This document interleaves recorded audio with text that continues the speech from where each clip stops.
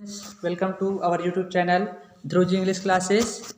Friends, आप लोगों से एक रिक्वेस्ट करूंगा, अगर आप इस चैनल पर पहली बार आए हैं तो कृपया हमारे चैनल को सब्सक्राइब कीजिए, वीडियो को लाइक कीजिए और ज़्यादा से ज़्यादा अपने दोस्तों को शेयर कीजिए ताकि उन लोगों को भी अच्छी जानकारी मिल सके। तो चलो बच्चों, आज हम लोग लेके आए हैं आप लोगों के लिए क्लास 10th का मैथ्स का, जो कि 15 तारीख को होने वाला एग्जाम है, उसके बहुत सारे महत्वपूर्ण प्रश्न हैं। इसमें आप लोगों को मैं बताऊंगा ऐसे प्रश्न जिनके परीक्षा में आने की संभावना बहुत ही ज़्यादा है। तो सबसे पहले देखते हैं हम लोग खंड अ से। खंड अ में आपको मिलेंगे सही विकल्प का प्रश्न है, जहाँ पर आपको 5 प्रश्न मिलेंगे। जैसे कि यहाँ पर दिया है बहुपद x का वर्ग -9 का एक गुणनखंड है, इसमें 4 ऑप्शन मिलेंगे, तो इसका आंसर होगा सी x+3। उसी प्रकार अगर हम लोग दूसरा प्रश्न देखें सही विकल्प का, तो ये है मूल बिंदु के निर्देशांक होते हैं। दोस्तों, ये तो बहुत ही सिंपल सा क्वेश्चन है, आप लोग जानते होंगे जो मूल बिंदु का निर्देशांक होता है वो होता है 0, 0। उसी प्रकार तीसरा प्रश्न है sine 2 sine theta is equal to √3 हो तो थीटा का मान होगा। इसमें आप लोगों को अगर सॉल्व करोगे तो इसका आंसर आता है 60 डिग्री। ठीक है, इस प्रकार आप लोगों को आगे बढ़ते जाना है। आगे जो 4th नंबर का क्वेश्चन है वो है आकृति में आप लोगों को यहाँ पर वैल्यू निकालना है AE/EC का, तो यहाँ पर इसका आंसर आएगा 2A। ठीक है, उसी प्रकार यहाँ पर देखेंगे 5वां प्रश्न √3 + 1 और √3 - 1 का समांतर माध्य होगा, तो इसका आंसर आएगा √3। इस प्रकार आप लोगों को आगे बढ़ते जाना है। फिर आएगा खंड ब, जहाँ पर हम मिलेंगे आप लोगों को रिक्त स्थान। ठीक है, इस रिक्त स्थान में आप लोगों को 5 रिक्त स्थान मिलेंगे, जहाँ पर इन प्रश्नों के अनुसार से आप लोगों को उनका आंसर लिखना होगा। तो पहला है इसमें यहाँ पर श्रेणी 1 3 5 7 डैश डैश का 9वां पद खाली स्थान होगा। ठीक है, दूसरा है रेखा y = 7x - 5 की प्रवणता या ढाल खाली स्थान है। तीसरा है एक वर्ष में तिमाही की संख्या खाली स्थान होती है। चौथा है कोसेक स्क्वायर थीटा -1 का मान खाली स्थान होता है। पांचवा है चक्रीय चतुर्भुज के सम्मुख कोणों का योग खाली स्थान होता है। तो इस प्रकार से आप लोगों को इन सभी के आंसर यहाँ पर दिए हुए हैं, आप लोग इसको अच्छे से पढ़ लेना। आगे बढ़ते हैं। आगे क्वेश्चन आप लोगों को मिलेगा खंड स, जहाँ पर आपको लिखना होगा सत्य और असत्य। ठीक है, 5 क्वेश्चन इसमें भी मिलेंगे आप लोगों को, जहाँ से प्रश्नों को देखकर आप लोगों को इनके जवाब देने हैं। तो सबसे पहला प्रश्न है यहाँ पर द्विघात समीकरण ax का वर्ग + bx + c = 0 में a ≠ 0 होता है। इसको आप लोगों को बताना है कि यह जो कथन है वो सत्य है कि असत्य है। ठीक उसी प्रकार दूसरा है यदि ब्याज की गणना छमाही आधार पर की जाती है तो सावधि जमा खाता में समय दोगुना लिया जाता है। इसको भी बताना है कि ये सत्य है कि असत्य है। तीसरा है 3 tan 75 degree divide by cot 15 degree का मान 1 होगा। इसको भी आप लोगों को बताना है कि ये सत्य है कि नहीं है। यहाँ पर सबके आंसर आप लोगों को दिए हुए हैं। ठीक है, उसी प्रकार आगे बढ़ते हैं 2 नंबर वाले क्वेश्चन में, जहाँ पर आपका प्रश्न क्रमांक 2 है। यहाँ पर देखिए प्रश्न क्रमांक 2 है यदि साइन A = cos B हो तो A + B का मान ज्ञात कीजिए। यहाँ पर क्वेश्चन है साइन A = cos B हो तो A + B का मान ज्ञात कीजिए। इस प्रकार से आपको सॉल्व करना है। आगे बढ़ते हैं। तीसरा प्रश्न यहाँ पर दिया हुआ है 3 बिंदुओं प्रश्न क्रमांक 3 है बिंदुओं 5 8। यहाँ पर ये जो दिया है वो क्या है, निर्देशांक है ना, ध्यान रखना आप लोग। यहाँ पर है 5 8 और 5 - 3 के बीच की दूरी ज्ञात कीजिए। आप लोगों ने पढ़ा होगा मूल बिंदु के निर्देशांक ज्ञात करना वाला, तो ये वही उसी में का प्रश्न है जो आप लोगों को यहाँ पर सॉल्व करना है। आगे बढ़ते हैं। क्रमांक चौथा है यदि 14:35 समानुपात 16:100 हो तो x का मान ज्ञात करें। इस प्रकार से आप लोगों को इसका हल निकालना है, जहाँ पर x बराबर आएगा 40। ठीक है, आगे बढ़ते हैं प्रश्न क्रमांक 5 की ओर। तो यहाँ पर दिया हुआ है शेषफल प्रमेय के बारे में। शेषफल प्रमेय से px = x का वर्ग -3x + 6 को x - 2 से भाग देने पर शेषफल ज्ञात कीजिए। तो इस प्रकार से इसको आप लोग सॉल्व करोगे तो इतना आंसर आएगा 8। ठीक है, उसी प्रकार आगे बढ़ते हैं। आगे बढ़ने पर प्रश्न क्रमांक 6 है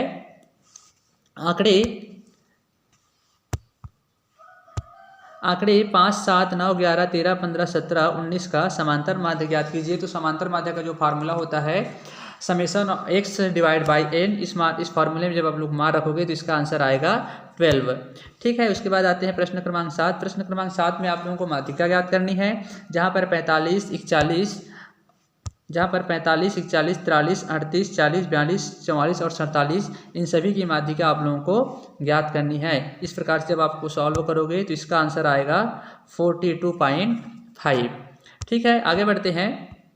यदि किसी गोले का आयतन और पृष्ठीय क्षेत्रफल बराबर है तो उसकी त्रिज्या ज्ञात कीजिए। आप लोग इस फार्मूले में अगर मान रखोगे गोले का आयतन बराबर होता है 4/3 पाई आर क्यूब्ड, तो इस फार्मूले में जब आप मान रखोगे तो इसका आंसर आपको मिल जाएगा।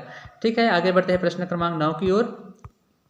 तो प्रश्न क्रमांक 9 है, समांतर श्रेणी 1/9, 4/9, 7/9 का nवां पद ज्ञात कीजिए। यहाँ पर आप लोगों को nवां पद ज्ञात करने का भी एक फार्मूला होता है a + n-1 × d। इस फार्मूले में जब आप लोग मान रखोगे इस प्रकार से तो आप लोगों को आंसर मिल जाएगा जो होगा 3n-2 / 9। यही क्या होगा आपका nवां पद।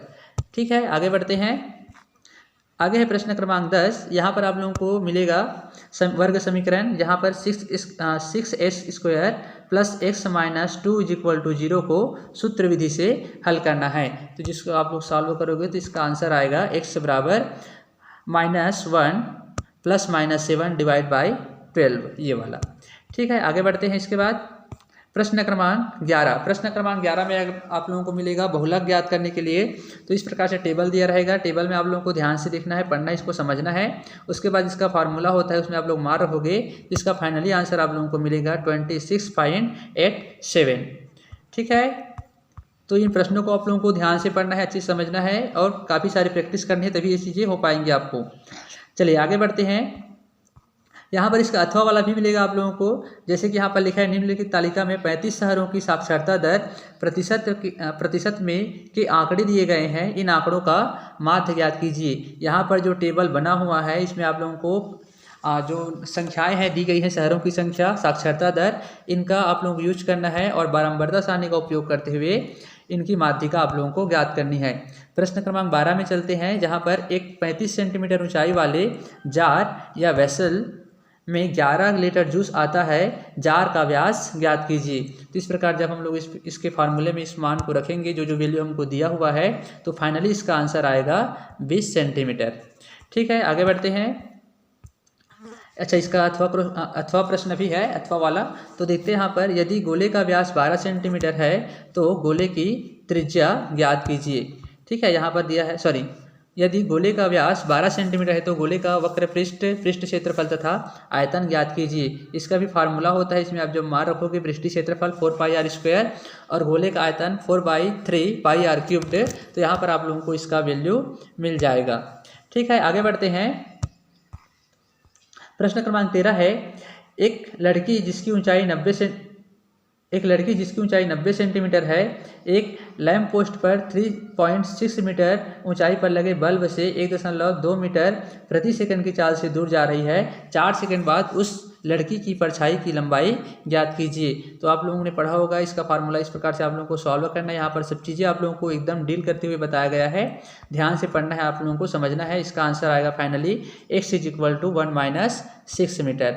ठीक है, उसी प्रकार अगला क्वेश्चन है हमारा, सिद्ध कीजिए बाह्य बिंदु से वृत्त पर खींची गई स्पर्श रेखाओं की लंबाइयाँ बराबर होती है। ये तो बहुत ही अच्छा प्रश्न है आप लोगों के लिए। अंतःवृत्त और परितःवृत्त आप लोगों ने पढ़ा होगा, जहाँ पर यह है आप लोगों का बाह्य वृत्त के बारे में। ठीक है, तो आप लोगों को बाह्य वृत्त की रचना करनी है। रचना करने के बाद क्या लिखना है हमको, रचना का नियम। तो इस प्रकार से आप लोगों को इसको सॉल्व करना है। चलिए आगे बढ़ते हैं प्रश्न क्रमांक 14 की ओर। प्रश्न है, मूलधन 300 रुपये पर 5% वार्षिक ब्याज की दर से 1, 2, 3, 4 व 5 वर्ष के लिए साधारण ब्याज निम्न सारणी में प्रदर्शित है। यहाँ पर जो साधारण ब्याज है आप लोगों को टेबल के थ्रू बताया गया है। ठीक है, इसको आप लोगों को सॉल्व करना है और क्या बनाना है, एक ग्राफ खींचना है, किसके बीच, समय और साधारण ब्याज के बीच। ठीक है, तो इस प्रकार हम लोग इसको सॉल्व करेंगे तो ये होगा हम लोगों का उसका ग्राफ। आगे आते हैं हम लोग प्रश्न क्रमांक 15 में। ठीक है, प्रश्न क्रमांक 15 है, त्रिभुज ABC के अंतःवृत्त की रचना कीजिए जब BC बराबर 7 सेंटीमीटर, कोण B बराबर 45 अंश, कोण C बराबर 30 अंश है। यहाँ पर आप लोगों को बहुत ही अच्छा क्वेश्चन और मिल गया है। यहाँ पर आप लोगों को अंतःवृत्त की रचना करनी है, जो कि बहुत ही सरल सा प्रश्न है ये। ठीक है, इसका आप लोग जब चाप काटोगे तो इस प्रकार से आप लोगों को इसके अंदर में एक वृत्त मिलेगा, यही होगा आपका अंतःवृत्त। ठीक है, इसको सॉल्व करना है, रचना के नियम भी लिखने हैं, जैसे कि यहाँ पर देखो दिया हुआ है। ठीक है। या तो अथवा में क्वेश्चन मिलेगा आप लोगों को, त्रिभुज ABC के परिवृत्त की रचना कीजिए जिसमें AB बराबर BC बराबर CA बराबर 6 सेंटीमीटर है। ये तो और बहुत ही क्वेश्चन है जहाँ पर तीनों भुजाएं लगभग क्या है, बराबर है ना। AB बराबर BC बराबर 6 सेंटीमीटर। ठीक है, तो यहाँ पर आप लोगों को करना है बाह्यवृत्त की रचना। प्रश्न क्रमांक 16 में चलते हैं। देखिए यहाँ पर प्रश्न है, करीम ने भारतीय स्टेट बैंक में 150 रुपये प्रति माह की दर से 2 वर्ष तक आवर्ती जमा खाता में निवेश करता है। यदि ब्याज की दर 5% वार्षिक हो तो उसे 2 वर्ष बाद कितनी धनराशि बैंक द्वारा भुगतान की जाएगी, है ना। ये हम लोगों का जो बैंकिंग वाला है वैसी टाइप का क्वेश्चन है, जहाँ पर इसको आप लोग देखो अच्छे से इसका सॉल्यूशन दिया हुआ है, ये है, और इसका जो आगे पार्ट है ये यहाँ पर दिया हुआ है। तो जो लास्ट में करीम को राशि मिलेगी वो होगा 3,787 रुपये 5 पैसे। ठीक, अथवा क्वेश्चन है इसमें का, एक व्यक्ति ने बैंक में सावधि जमा के रूप में 50,000 रुपये 6 माह के लिए 16% वार्षिक ब्याज की दर से जमा करता है। यदि ब्याज तिमाही संयोजित होता है तो परिपक्वता के पश्चात उस व्यक्ति को कितनी धनराशि प्राप्त होगी। तो इसका आंसर भी यहाँ पर बहुत अच्छे से दिया हुआ है, बहुत ही सरल शब्दों में, बहुत ही कम लेंथ में, है ना। तो इसको आप लोगों को अच्छे से देखना है, समझना है। चलिए आगे बढ़ते हैं प्रश्न क्रमांक 17 की ओर। बहुत ही अच्छा क्वेश्चन है त्रिकोणमिति का। यहाँ पर है cos theta divide by cosec theta plus 1 plus cos theta divide by cosec theta minus 1 is equal to 2। इसको हम लोगों को क्या करना है, सिद्ध करना है। तो इसका जो आंसर आएगा वो होगा, अच्छा इसमें तो आंसर बस लाना है हम लोगों को, 2 के बराबर सिद्ध करना है। तो इस प्रकार हम लोगों को ये सिद्ध करना है, यहाँ पर इसका सॉल्यूशन दिया हुआ है। उसके बाद देखते हैं अथवा में क्वेश्चन और है, यदि cos theta minus sine theta is equal to √2 sine theta हो तो सिद्ध कीजिए cos theta plus sine theta is equal to √2 cos theta. इसका आंसर भी यहाँ पर दिया है, अच्छे से आप लोग देख लेना इसको। आगे बढ़ते हैं हम लोग प्रश्न क्रमांक 18 की ओर, जहाँ पर है अनुपात और समानुपात का प्रश्न। यहाँ पर है, यदि A अनुपात B समानुपात C अनुपात D हो तो सिद्ध कीजिए A² minus C² is equal upon B² minus D² is equal to AC upon BD। इस प्रकार आप लोगों को इसका सॉल्यूशन निकालना है। तो इसका आंसर आएगा यहाँ पर, दायां पक्ष और बायां पक्ष दोनों बराबर होंगे, दोनों को जब आप लोग सिद्ध करोगे तो। ठीक है, 18 प्रश्न का लास्ट देखते हैं हम लोग यहाँ पर। अथवा में जो क्वेश्चन है, फूलों की एक क्यारी की पहली पंक्ति में 23 गुलाब के पौधे हैं, दूसरी पंक्ति में, यहाँ पर देखिए, दूसरी पंक्ति में 21 गुलाब के पौधे हैं, तीसरी पंक्ति में 19 गुलाब के पौधे हैं इत्यादि। इस क्यारी की अंतिम पंक्ति में 5 गुलाब के पौधे हैं। इस क्यारी में कुल कितनी पंक्तियां हैं। जो क्यारी हम लोगों ने ऐसे बनाई है उस क्यारी में कुल कितनी पंक्तियां भर रही हैं उसका मान हम लोगों को बताना है। तो इसको जब आप लोग सॉल्व करोगे तो देखो इसका आंसर बहुत ही सिंपल से वर्ड में दिया हुआ है और बहुत ही छोटे से आंसर है ना, बहुत ही छोटा सा आंसर है, जहाँ पर आंसर आया है 10 पंक्तियाँ।